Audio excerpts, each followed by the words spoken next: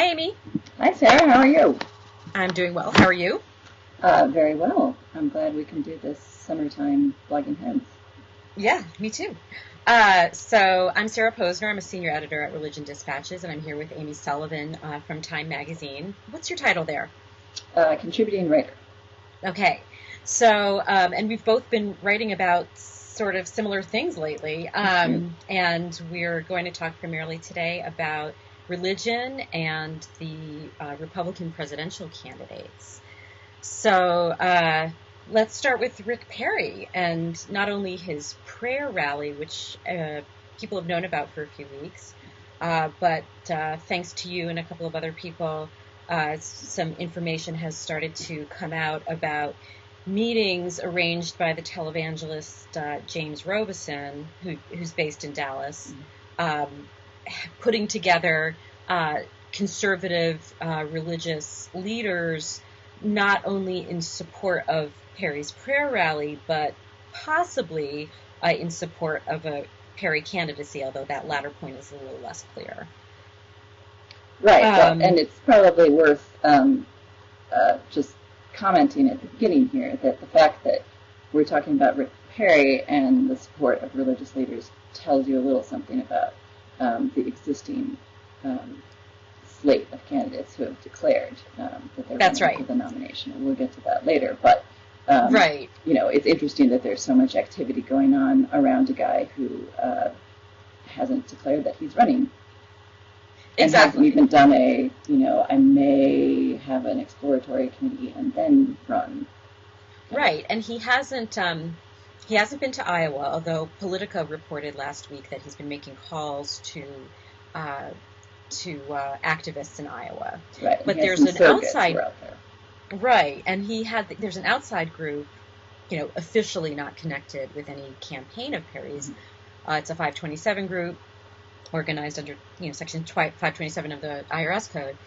It's called Americans for Rick Perry, and they secured a spot at the Ames straw poll for August because I guess since he doesn't really have a campaign, he couldn't or wasn't in time to secure one himself. Mm-hmm. So he definitely has people working on his behalf to try to get into the early states, even though, like you said, he doesn't even have an exploratory committee yet. Right, and it may be that that's a little tricky for him, given the timing of the prayer rally, because I'm not the world's expert on campaign law here. But to have an outside group, in this case the American Family Association, spending $1.5 million on an event that is basically entirely focused on Rick Perry, I think he has to hold back on declaring his candidacy until after that takes place. That's really interesting because, well, first of all, let's just clarify what the timing is here. So his prayer rally in Houston is August 6th. And the Ames straw poll is the 13th. And I think he also has a plan that week when many of the other candidates, although not all of them will be in Iowa, to be in South Carolina, which is also one of the early primary states. Yeah, so his timing is interesting, but you raise a really interesting point about the American Family Association sponsoring or hosting or whatever the term they're using is this rally, because a couple of years ago, the watchdog group Texas Freedom Network asked the IRS to investigate a group called the Niemöller Foundation, which was also a 501c3 tax-exempt organization that appeared to be behind the Texas Restoration Project and some of its, not rallies per se, but these pastors' policy briefings that they had, where they frequently featured Rick Perry, who at the time was running for governor of Texas.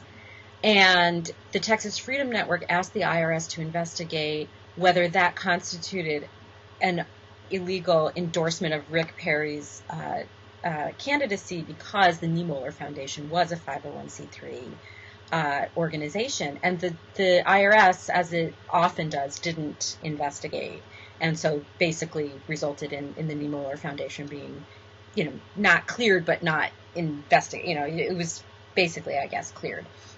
So I wonder if they used that, or in their thinking are using that to think, well, hey, we got away with it having a 501c3 behind that was essentially behind Rick Perry's gubernatorial candidacy through these pastors' policy briefings. Let's try it again if he runs for president. It's possible. I mean, the Iowa affiliate, or I guess they're not all connected, but there are different restoration projects in a few different states. And the Iowa group got into a bit of trouble, not with the IRS, but with other conservatives in 2007, I think it was, in the run-up to that presidential cycle. Well, people they were angry. These pastors' policy briefings, and but only having Mike Huckabee there. Right. And they would say, oh, we invited all the other candidates. And the other candidates would say, we never got the invitation. No, you didn't. Right, exactly. I remember that.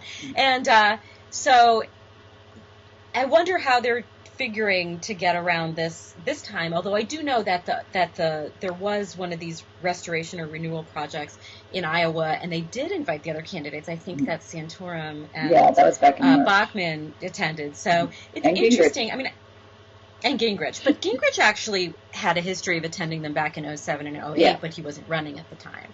But I remember talking to people from the Fred Thompson campaign and the Ron Paul campaign, and they were very irritated that these were Huckabee-focused events. But it's still clear, I don't know, it's not clear to me that the group that Robeson assembled is of one mind about Perry being behind Perry for president. I mean, I think that there is obviously support for him getting in the race, possibly because they think the other candidates are, not quite up to snuff from their perspective. So, I mean, I think apart from A, the IRS issues, and B, the issues with other conservatives being annoyed about other candidates not being invited, I wonder if even there's even unanimity among the 72 or however many people.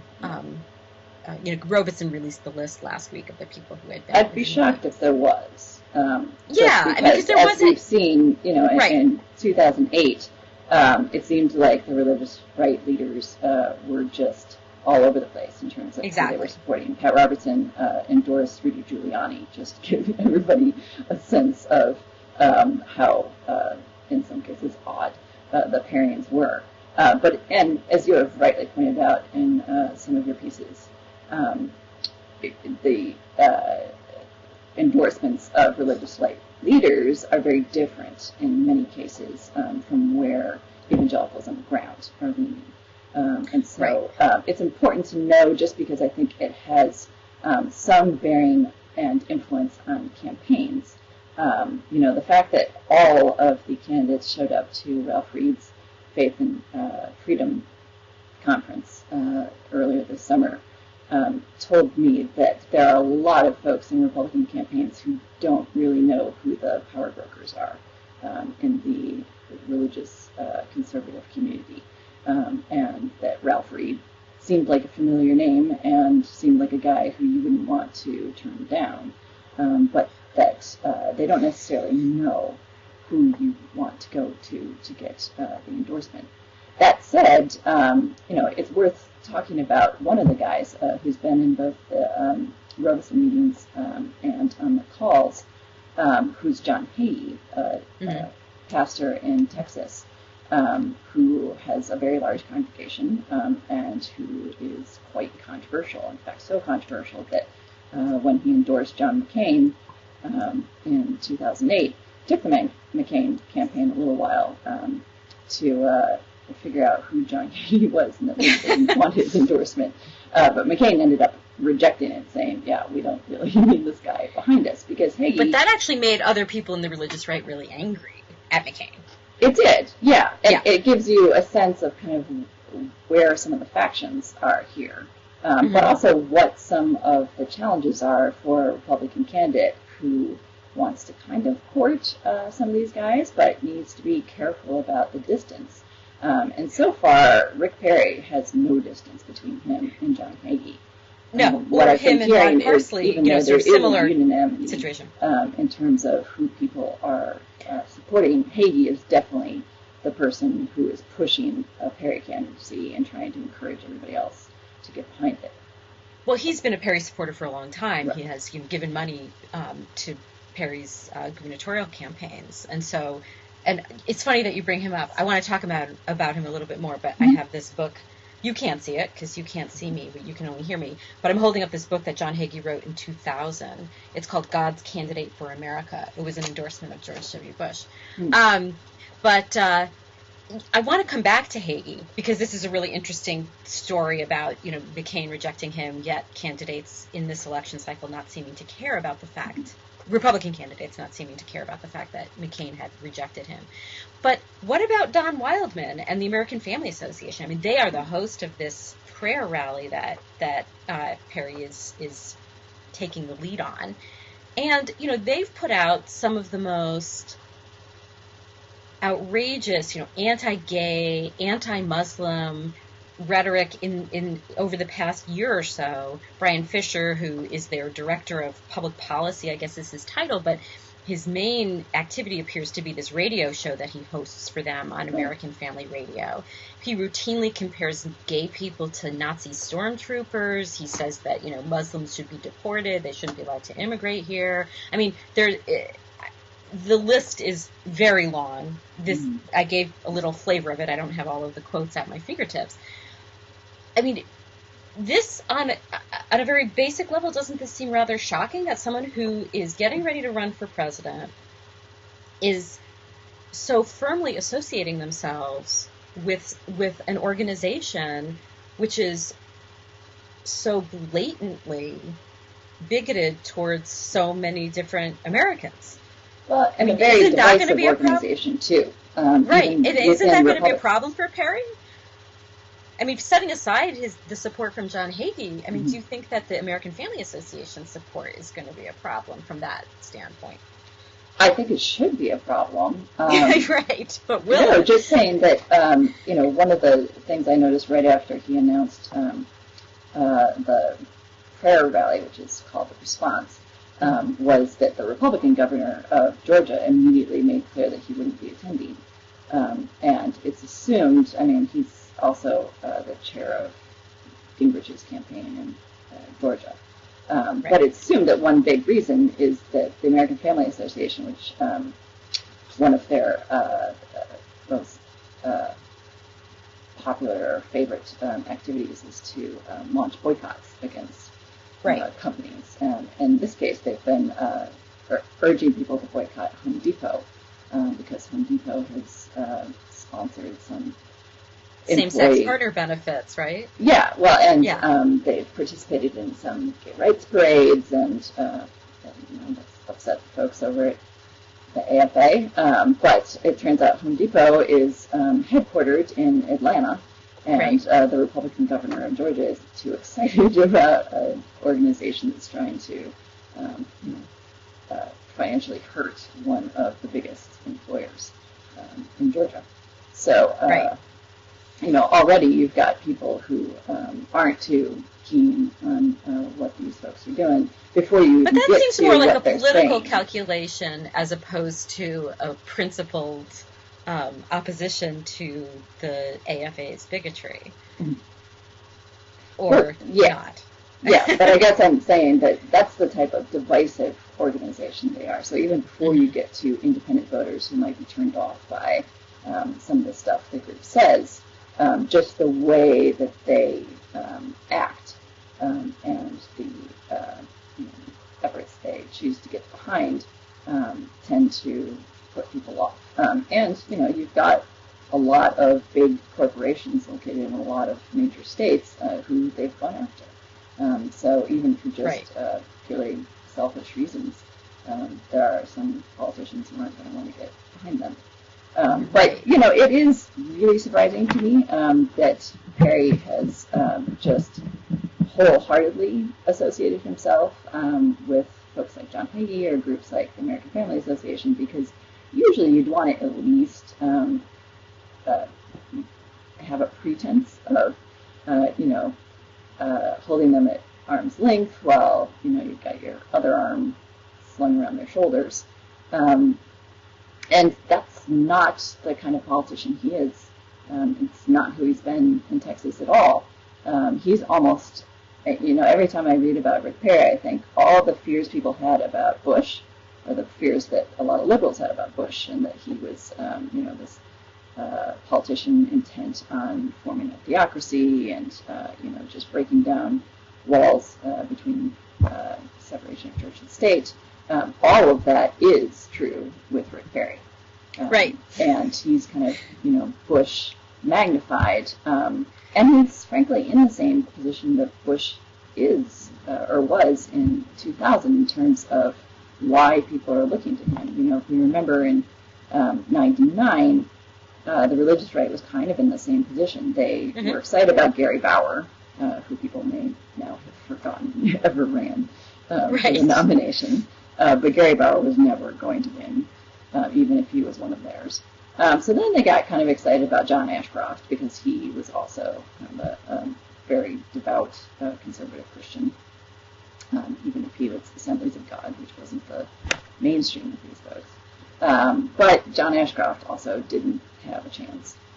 So Bush was kind of the third choice, and people rallied around him because his name recognition was really high, and he was from the South, so he could do well in the primary schedule, and because he was kind of one of theirs. Again, I think that's that there was Perry, except that Perry is totally one of theirs. Right. So I think that the difference there is that Bush knew what right things to say to these people. So when Robeson and these other religious figures in Texas went to him, and Robeson, had this meeting with Bush and Karl Rove, back in 98 or 99. Mm-hmm.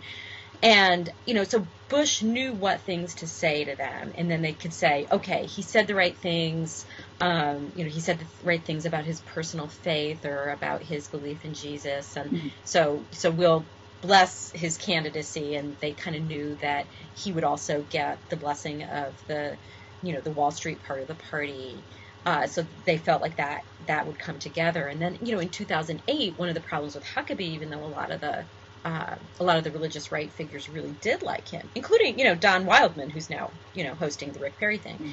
But a lot of the people who were reluctant to endorse Huckabee was precisely because the Wall Street part of the party wasn't happy with him.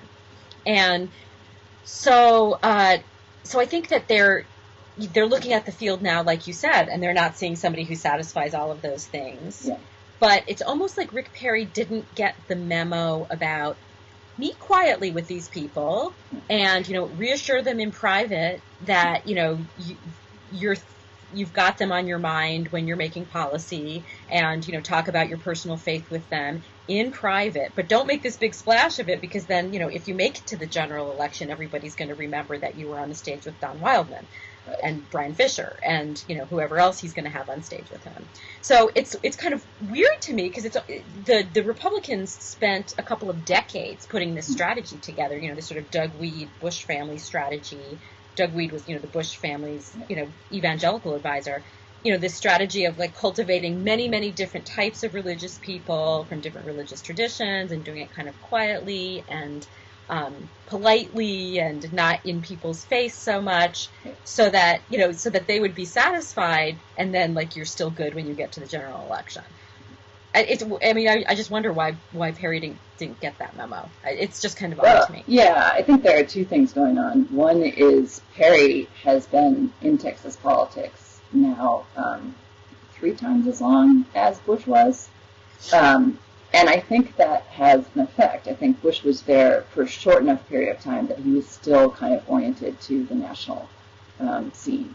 But doesn't Perry have advisors? He's been in Texas so long that he kind of thinks that's the way you act.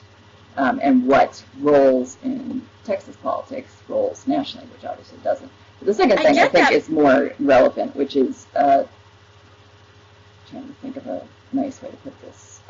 Rick Perry is not as smart as George W. Bush. Okay, that was a nice way of putting it. And he is not the politician that Bush was. And that's not to say that Bush was a genius. But he was smart enough to know how to do this. And Perry obviously must have advisors, but, he makes the call on a lot of this stuff. And I think a smarter, more pragmatic politician would have manage these relationships with a little more finesse. I absolutely think that's right, but I still find it astonishing that someone who's considering a run for national office would not have consulted and taken the advice of someone very experienced in running a national campaign and able to give him the advice about doing this a little bit more under the radar.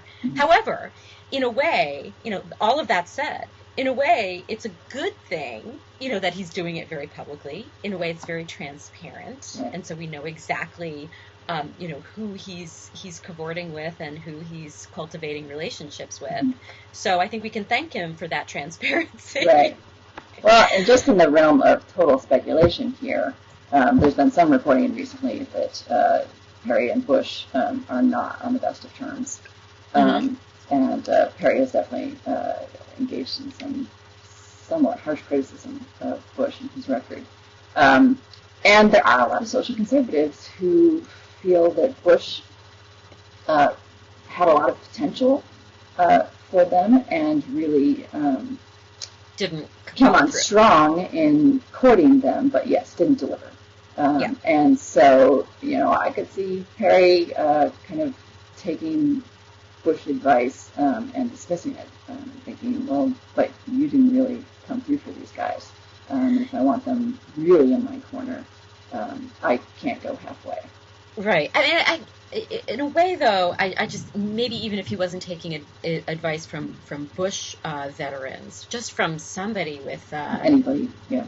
Yeah, from anybody, a national political strategist. But I wonder, so... it's thought that his emergence here and his possible jumping into the race at this point is because of a perceived dissatisfaction with the existing field. I mean, Newt Gingrich is essentially out. Rick Santorum never had a chance. I don't think Herman Cain I don't think his campaign is going anywhere. Right. Then you've got Huntsman and Romney, and Huntsman's not even campaigning in Iowa. He's going straight to New Hampshire. And Romney's got a lot of good fundraising, but there's been a lot of, the sort of the long-standing, can the religious right get behind a Mormon, even though some people in the religious right have supported Romney. Right. And Romney is skipping the Ames straw poll. Right. And then you've got Pawlenty and Bachmann, who appear to be the gunning to win the straw poll next month. Yeah. And it almost seems like Bachmann is is starting to edge out Pawlenty, and he attacked her on Meet the Press yesterday. He said she had a non-existent legislative record, which was probably the harshest thing he said about her, but clearly not the harshest thing anybody has said about her. And so, but I wonder, is he so if you reduce reduce Perry's real competition down to those two. If he is trying to out religious right them, he's trying to outdo them, which doesn't seem like a very smart. Yeah, but it doesn't seem like a smart general election strategy. It doesn't, especially because Pawlenty isn't really engaging the religious right. No, he didn't show up to the pastor's briefing in Iowa in March. He came to Ralph Reed's thing, but he was far from, he didn't really have his heart in it. I barely even remember what his speech was like. I think it was his stump speech. He just talked about Tim Pawlenty being a truth teller. Right. In fact, I'm trying to remember. It seemed like he substituted a word or two to appeal to the audience, but that essentially it was his regular stump speech.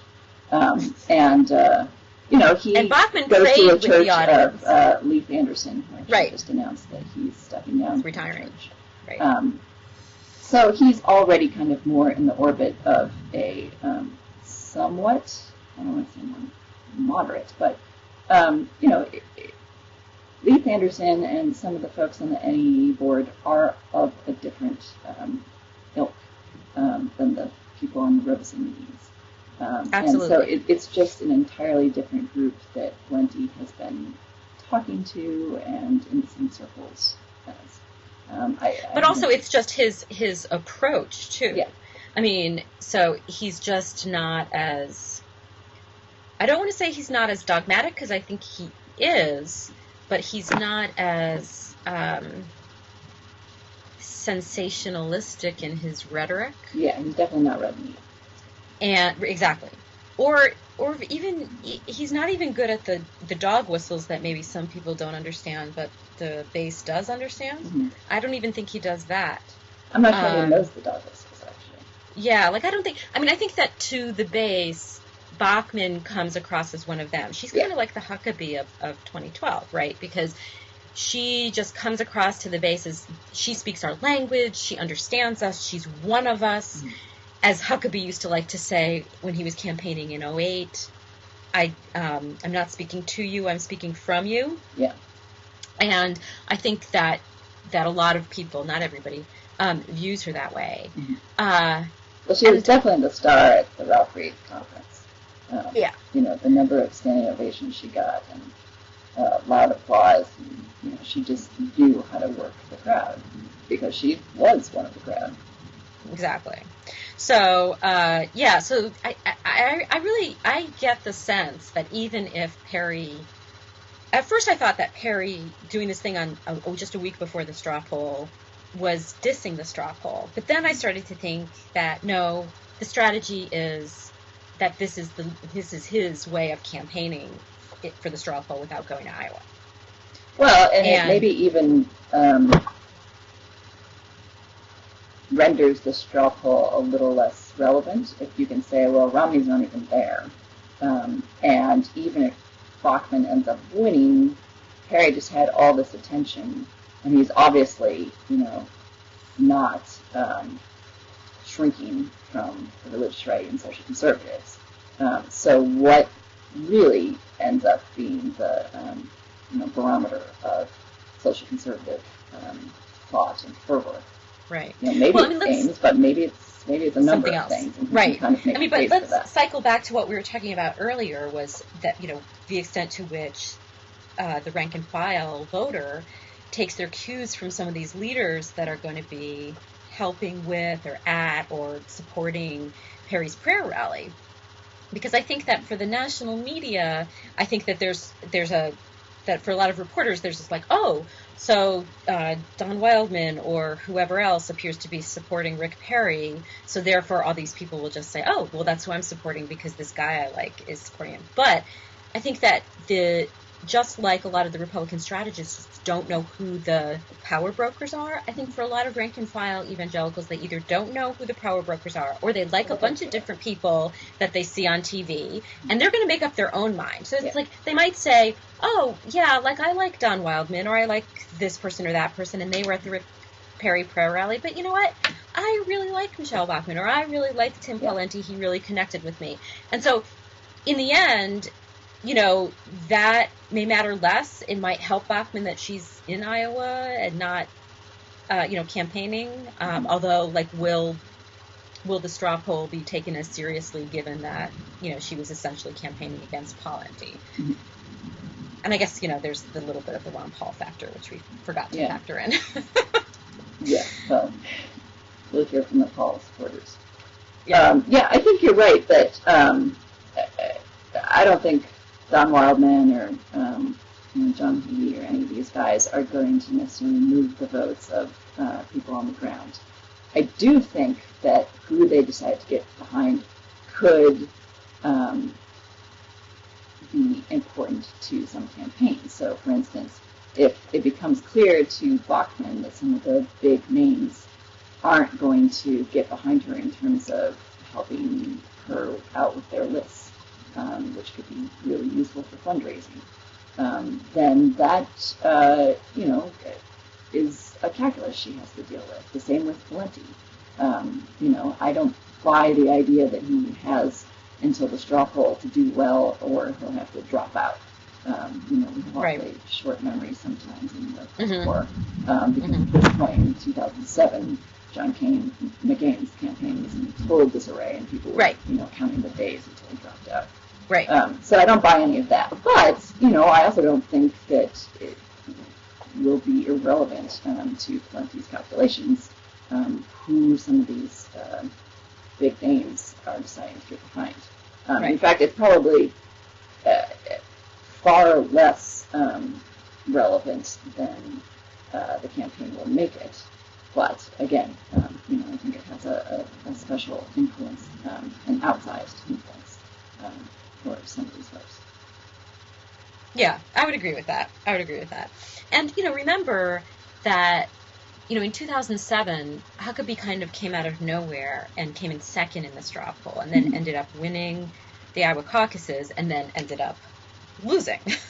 Yeah. So I think that, you can't, Iowa is not perhaps what it, I mean, I think it's, the Iowa is not the predictor that people think it is. So, it's just the whole race, though, is fairly, from a strategic standpoint, you look at it and, so you just try to game how it's all going to play out. And I think it's very difficult to predict how it's all going to play out at this point. And, well, let me throw out another question or topic kind of related. You said you'd wanted to get back to John Hagee, which yes, I do. And I wanted to bring in Michele Bachmann a little more too here, because she, kind of like Sarah Palin did in 2008, has recently been very vague about where she attends church and whether she's still affiliated with the Lutheran denomination that she was a few years ago. She's been referring to herself as just a Christian, which a lot of evangelicals do. But I think we should point out that social conservatives are by and large evangelicals and Catholics. And I wonder whether Republicans are setting themselves up for a Catholic problem, just in terms of alienating some voters. If you've got Rick Perry buddy-buddy with John Hagee, who calls the Catholic Church the whore of Babylon, and Michele Bachmann having belonged to a denomination that considers Catholics heretics and followers of the Antichrist. So this is the Wisconsin Evangelical Lutheran Synod that you're referring to. Yes, Wisconsin Synod, you're right. These are pretty inflammatory things. And again, it was one major reason why McCain moved to reject Hagee's endorsement. And, as we've already said, Perry's hardly doing that. And Bachmann, is making some moves to, set herself out there as just, Michele Bachmann Christian. But she's got some stuff in her past that could be fairly difficult. Well, I think I think the Hagee thing is different from her membership in the WLES church, because Hagee, like himself, was documented saying these things himself, and knowing that now, these politicians are still cozying up with him. Then Bachmann belonged to this denomination which held that belief, and I can't remember what the exact phrasing is, and it's in their statement of faith type document. Is that right? Yes. Yeah. The details are not coming back to me at the moment. And I think that's to me it's a little bit harder to make the case that she's anti-Catholic based on that. Because a lot of people belong to denominations where they don't, check off everything and say, I believe. And, granted, one would hope that one would read the statement of faith of the church that they belong to, but maybe not. I don't know. It's not as clear a case to me that she's anti-Catholic. The other thing is that, for the arch-conservative Catholics, I'm not talking about rank-and-file voters. I'm just talking about people in leadership positions at, U.S. Conference of Catholic Bishops or in advocacy organizations, people like Dale Hudson or Bill Donahue, who doesn't really have a constituency in my view, but in any case, but they've kind of made a political alliance with conservative evangelicals. Like, for example, Maggie Gallagher, who heads the National Organization for Women and is Catholic, was at this meeting with Robeson where, Hagee was there, or at least one of these meetings. And so I think that they've made this strategic decision that, well, okay, there's some of these people in here who have in their history making anti-Catholic comments, but it's more important to us to have this alliance with them so we can stop gay marriage than it is to get wrapped up in that sort of thing.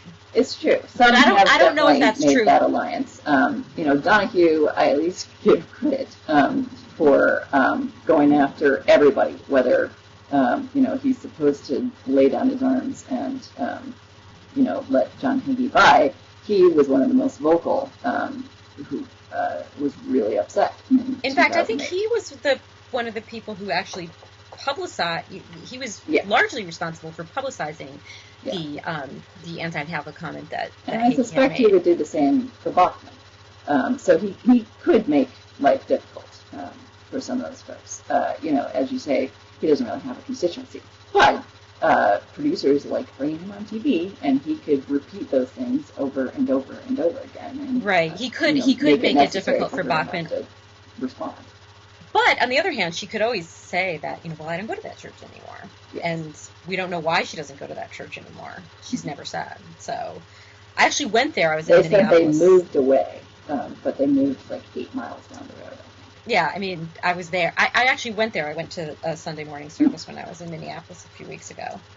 And, it's a very, let me put it this way, given the kind of events that I normally cover, it had been a really long time since I had been in a church where they had an organ and a hymnal instead of a praise and worship band. It was very, very traditional that way. It was just very staid. It was like sort of a small A-frame wood building. And, like I said, it had an organist. They sang from a hymnal. It was very, very, very, very, very traditional and not that sort of not any kind of mega church vibe to it whatsoever, either in size or in the style of worship. So that was interesting. Like I didn't know what to expect. And that was, basically, and it was, there was no charismatic or Pentecostal anything to it at all. So, another religious constituency that Hagee is very controversial with is Jews, because one of the statement that he had made that really pushed McCain over the edge was his sermon unearthed by a blogger that in which he talked about the Holocaust being God's punishment on the Jews for their disobedience to his will. And so for a lot of Jews he's controversial from that, just for that, making that statement alone, but also because of his Israel. Is he right? And I think for a lot of Jews that it's from the standpoint of really his end times beliefs demonstrate that he thinks the Jews have to be converted or they'll be killed at Armageddon, and he insists that he doesn't require Jews to be converted, but if you read what he writes about the end times, it is clear that he does believe that. But to me, it's kind of more that his whole foreign policy beliefs about Israel and Palestine and, opposing the two-state solution, vehemently opposing the two-state solution and supporting settlements, is that he uses the Bible as a foreign policy tool. So it's like, it doesn't matter, nothing matters except what the Bible says. So like God, all of this is prophesied in the Bible, so forget the real politic of negotiating a peace settlement between the Israelis and the Palestinians. God ordained in the Bible that it should all come out this way, and so that's how it should come out. And that's just, to me, a very dangerous view, and that's probably, from my perspective, the most worrisome thing about him and the fact that politicians still cozy up to him, is that they think that he represents such a big constituency that they can continue to stonewall a peace agreement in Israel because that constituency opposes it. Well, yeah. I think one of the things we're absolutely agreed on is that John Hagee carries a lot of risks for politicians who want to have a publicly close relationship with him. You definitely outlined that, especially because people have been talking up the possibility of Republicans increasing their share of the Jewish vote. Even though there have been a couple of polls that have come out recently showing that Jewish support for Obama hasn't budged really that much. Right. Exactly. So, it feels like one of those perennial topics that people always end up discussing around presidential campaigns of where the Jewish vote is going. And, it's true that there has been some shifting back and forth in the last decade and a half.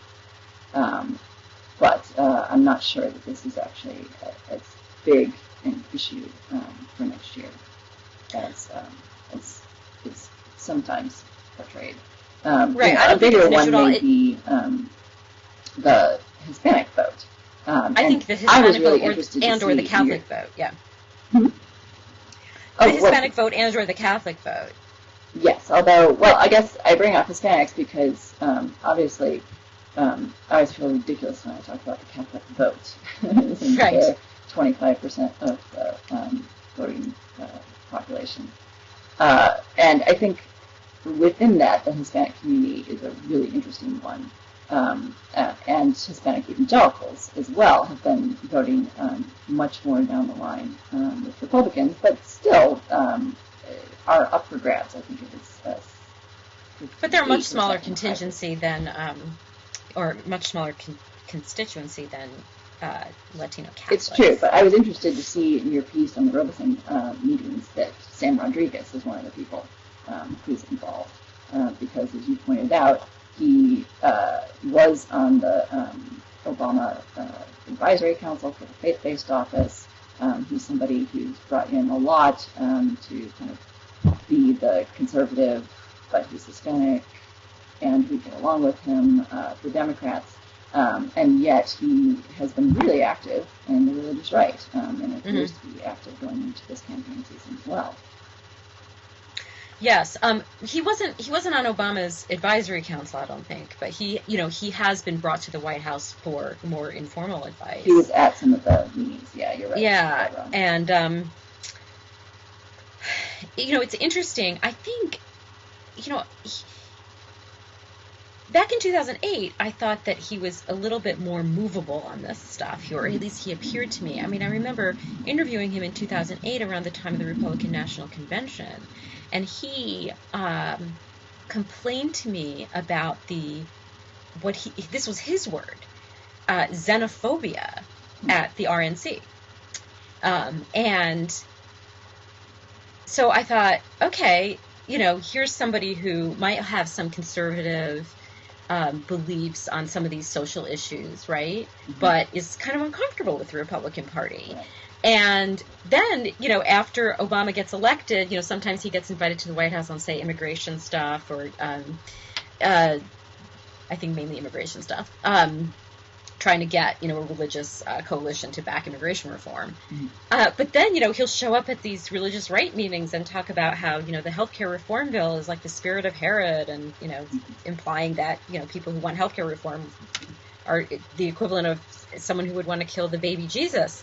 And so, I didn't really, it was just, but I think he's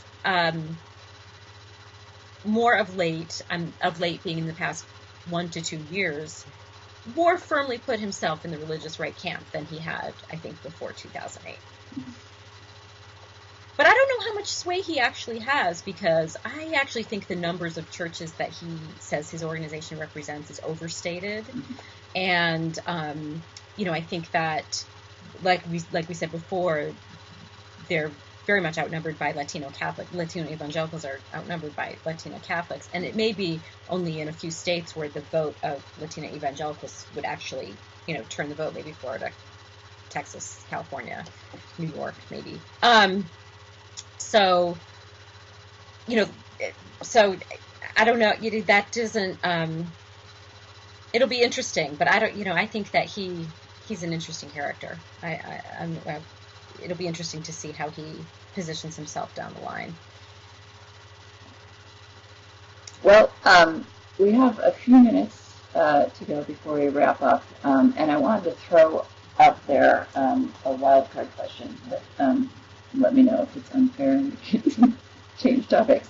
But knowing that we have some debates coming up, in fact, I've lost count of the number of them before the caucuses actually start in Iowa in February this year.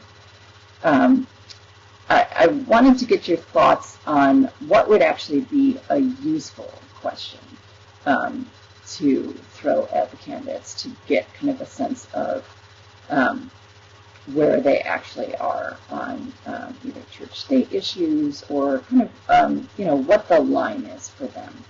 Because we know we're going to get questions on evolution. Trying to remember what came up in the first debate. But things where, it's the raise your hand if you, believe in evolution or believe in creationism. That personally I don't think are that revealing about the candidates. What do you think, if you were going to moderate one of these debates, what would be useful to find out from the candidates? Remember during the Elena Kagan confirmation hearings, and Chuck Grassley asked her, I can't remember how he phrased it, but he asked her something like, do you think that I think he asked it specifically in reference to the Second Amendment, but I think he meant it as a sort of a broader question about her views of constitutional law, whether it was something that was divinely ordained. And, of course, Elena Kagan said she had never thought about it. But I think it's very revealing in terms of, like, do you think that the Constitution is, basically divinely ordained, and that, to deviate, sort of from the originalist view of the Constitution would be, contrary to God, and that, we're basically then therefore governed by, a biblical view of the law. So I think that something that would be the most revealing about their views on the law and church and state issues would be to ask them that sort of question about the extent to which they think, if at all, biblical law should govern our jurisprudence and therefore our policy and legislation. It would be really interesting because I think they would be pressed to many people in their base to say that they believed in biblical law. Right. But I think that it would really be alarming to a lot of people. So what do you think? What would you ask? I guess there are a couple of areas, and it's not quite, I think your question is good because it gives it kind of a broad orientation.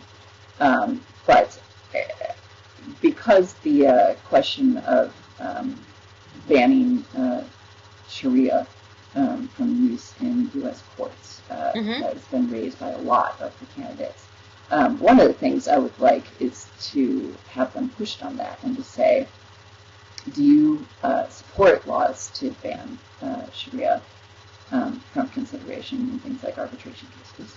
And if so, do you support banning all religious law, so canon law, or many times in Orthodox Jewish communities, things are sent to Jewish courts in arbitration.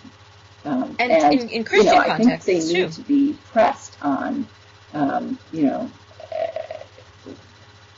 a lot of times the supporters of this say, it's not just about Islam, we just think this is inappropriate, and but if that's true, then they would support banning all religious law from consideration, and I think that would be a difficult one for people.